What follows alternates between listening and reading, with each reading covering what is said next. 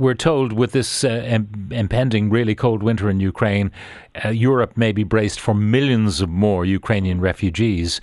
What preparation are you as Housing Minister, and Catherine Day says it should be across all departments, not just Roderick O'Connor's department, what preparations are you making for that scenario? Yeah, just firstly, if I could mention just briefly on what Simon Harris brought forward yesterday with student accommodation is really welcome, and we've worked closely with Simon on that. And you're 100% right. Any unit we can deliver in any sector helps, and I think this will be an important pathfinder project actually for affordable student accommodation that we'll be able to deliver by the state stepping in and doing it. So I very much welcome that. Now, to get to your question with regard to Ukraine, we've already, as your listeners will know, accommodated over 60,000 Ukrainians, and rightly so, and we've done that through a combination of both pledges, hotel accommodation, and we're stepping up the refurbs. We're also refurbing of existing properties, many old schools, commercial properties, that type of thing, for semi-permanent accommodation. And we will be delivering modular as well.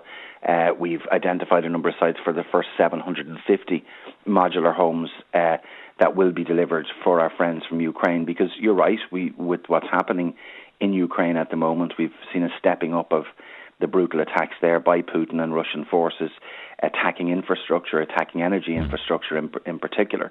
So, it is a cross-government approach chaired by the Taoiseach. We have a big role in that in housing too, and our local authorities are now managing the second call for properties for vacant holiday homes, for example, and they're managing that in every local authority. But you have a member of your own party, the Clare Deputy Cathal Crowe, calling for a cap on the number of Ukrainian refugees arriving on the basis that, we can't cope. Well, I don't agree with Cathal, and I think in this instance he's wrong. We have obligation under international law, but I think we have a moral obligation too. And we have handled it. It hasn't been without its difficulties or challenges. But I think if anyone was asked in January of this year that we would accommodate over 60,000 new arrivals, and as I said, not without its challenges, but we've done that. And that doesn't include people from other countries who are fleeing persecution too, about another 15,000. So we've obligations under international law, but I put it more strongly than that, and more importantly, we have a moral obligation as a country to do everything we can. And I fully, understand that there are communities right across the country. We wouldn't be able to do this without their support.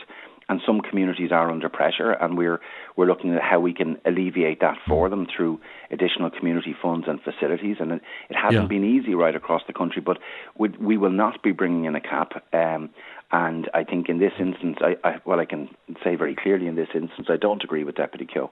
Okay. Now, the modular homes that are being provided, a small number of them, relatively speaking, are they going to be permanent homes? In other words, when Ukrainian families find it safe to go back to their own country, and pretty much most people do want to do that, unless they're economic migrants, those will be vacated. Are they kind of long-term accommodation that will be available to the indigenous Irish people on the housing waiting lists?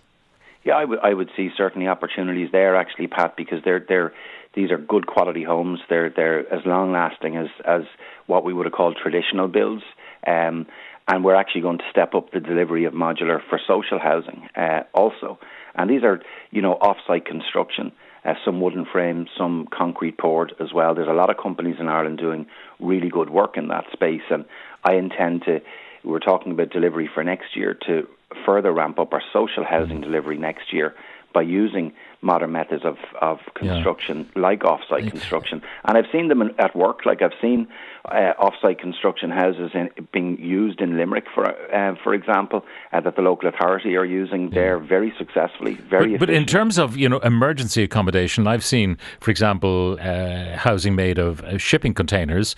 There's a demo example actually in the car park beside Naas County Council. They can pop in and have a look, which would be suitable maybe for a couple with one small child. You can buy them for less than 80 grand.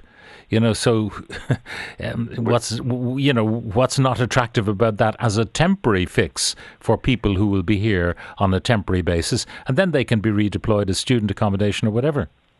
All options like that have been looked at, and I've seen those that type of dwelling as well. What we're really looking at on the off-site construction is more permanent homes.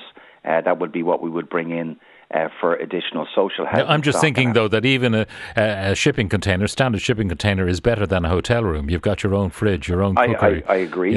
I agree. But like as I said, in relation to international protection and what we're doing for our friends in Ukraine, we're using all different methods of actually delivering accommodation there. And you will see a stepping up of the refurbishment and indeed the modular homes, and that's happening already.